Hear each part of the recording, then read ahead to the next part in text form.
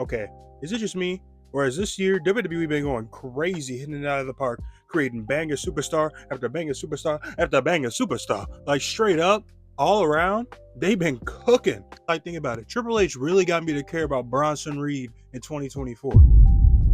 Bronson Reed? They got me to cheer for The Miz in Big 2024. The Miz? And they created the biggest babyface in all of wrestling, Roman Reigns, without even having him show up on TV for months. No more dog food. Suck it, Vince McMahon. But even amongst these new stars, there's of course people that are going to stand out head and shoulders above the rest of the pack. So today, I wanted to speak with y'all. I wanted to spit with y'all about my contenders so far for Superstar of the Year. And honestly, it might surprise you because there's a few people that got some deep ass bags to show for it in the Big 24. But before the video begins, man, make sure y'all like and comment down below your pick for Superstar of the Year. And also, if you're messing with your boy, subscribe. If I make you laugh a few times, go ahead and subscribe. I know you want to subscribe. But enough of that, man. Let's get into the video. My first potential contender for Superstar of the Year has got to be the Ring General, the King of the Ring himself, Gunther. The Ring General Gunther. He's got as deep of a bag as anybody on this list. He can go band for just about all of them. I mean, we're talking about the World Heavyweight Champion.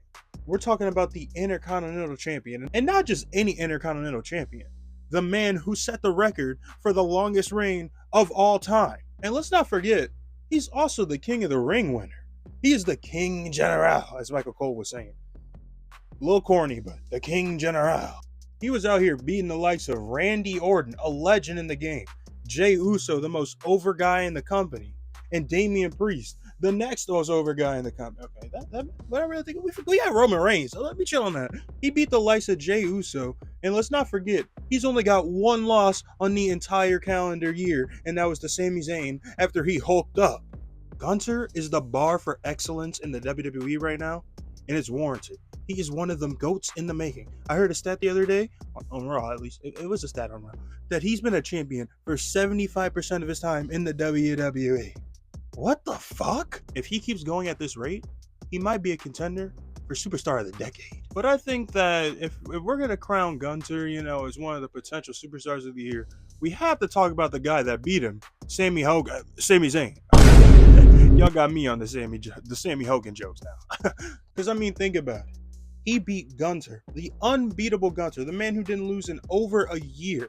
And he ended his 666, crazy number, title reign. Kind of like it was nothing, hulked up on him.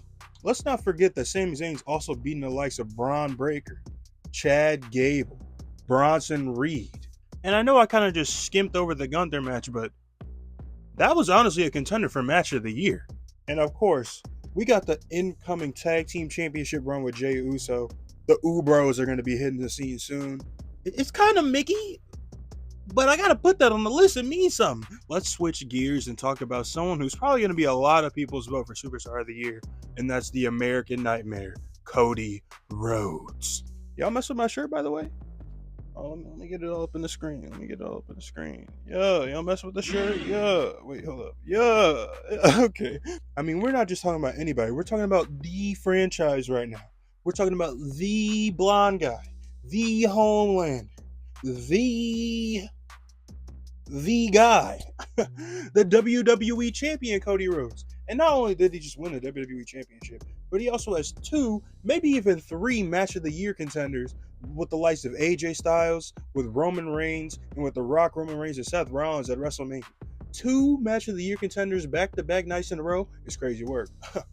It's crazy work. But yeah, let's keep it a band. If there's anybody that could have a 2024 to talk about and not be scoffed at, it's Cody Rhodes. And this should not be taken lightly. That is nothing to scoff at. Like, think about it. Not only did he start a WWE podcast on YouTube, and that shit kind of decent, I'm not gonna lie. Anyway, not only did he start a WWE podcast, but he was also popular enough to get The Rock, the cockiest, most arrogant bastard in Hollywood, damn near, to take a step back, Mama Rhodes, and let him finish his story. That's crazy. Come on now. He made The Rock play a background character. He made The Rock play second fiddle. The Rock changed an entire movie to make him the big main hero, even though Black Adam's a villain? Like what are we doing? I do think there's somebody out there having a sneaky good year and then slowly but surely becoming a contender for Superstar of the Year. And that is El Campeón. Well, I guess he isn't the champ anymore. Bisexual Undertaker. Damian Priest. I mean, let's not forget, he was a tag team champion, had a pretty damn good match with Pete Dunne and Butch. He was the world heavyweight champion for a few months and had a pretty decent title reign. I'm not going to lie. And of course, he cashed in his Money in the Bank contract at the show of shows, the grandest stage of them all, the Taj Mahal, WrestleMania. That's not something that you can take light, man.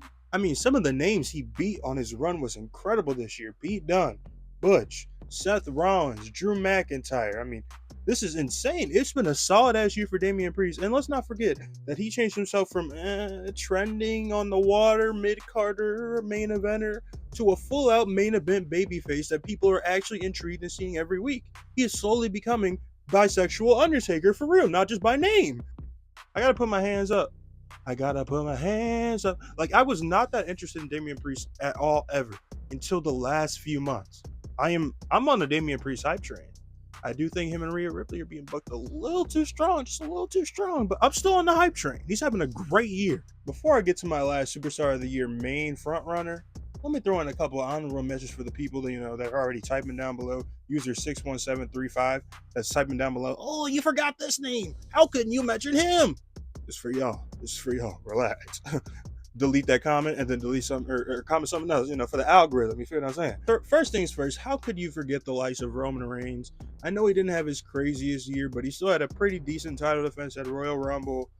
I mean, he was also involved in those match of the year contenders with Cody Rhodes, The Rock, and Seth Rollins. He was the longest reigning WWE champion of our generation. That's something you can't just scoff at. You can't forget about that. I mean, he wasn't there half the time. He was probably in, I don't know, Maupau, however you say that, Maupai, Hawaii. He was somewhere else. He was not, with the WWE for most of the reign towards the later half.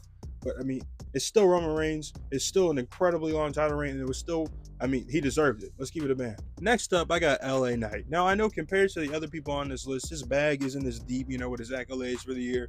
But, he's still got his first ever WrestleMania win against AJ Styles.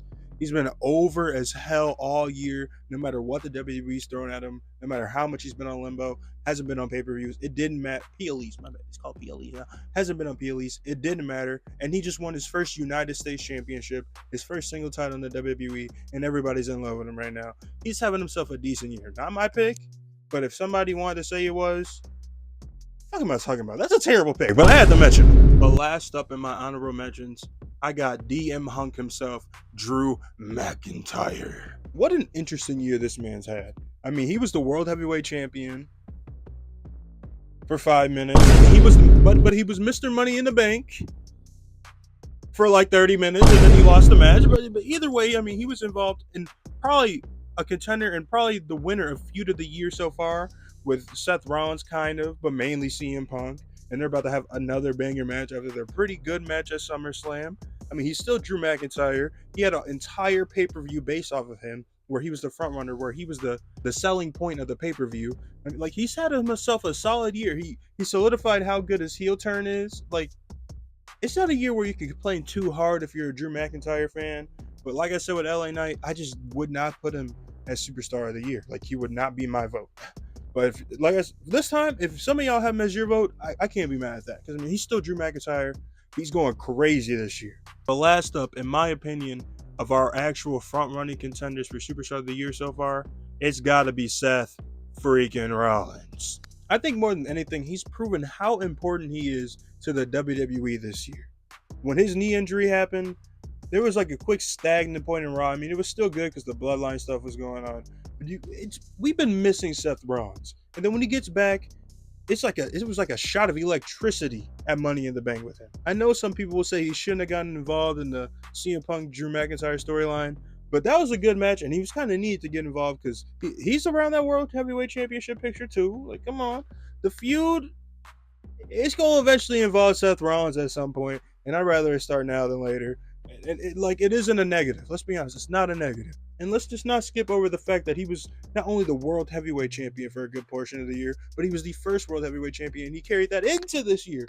He faced Jinder Mahal. Like, you can't hinder Jinder. Y'all know this. I mean, Seth Rollins has continued to make multiple people look good. He's been in all big storylines the entire year against Damian, against Drew, against CM Punk, against The Rock and Roman. He's been in every major storyline, and just recently he helped to put over Bronson Reed to be the monster and potential main event guy he was meant to be. Seth Rollins, man. Shout out Seth Rollins. He is literally this generation's Shawn Michaels, and we get to appreciate that man more. But yeah, that's all I got for y'all today. Superstar of the year. It's gonna be tough with the way this year's gonna end. I'm not sure who's gonna take home the cake, but let me know what y'all think. Comment down below your superstar of the year so far. Do you agree with my list of frontrunners? Let me know if you hate it, and I'm gonna catch you on the next video. Peace.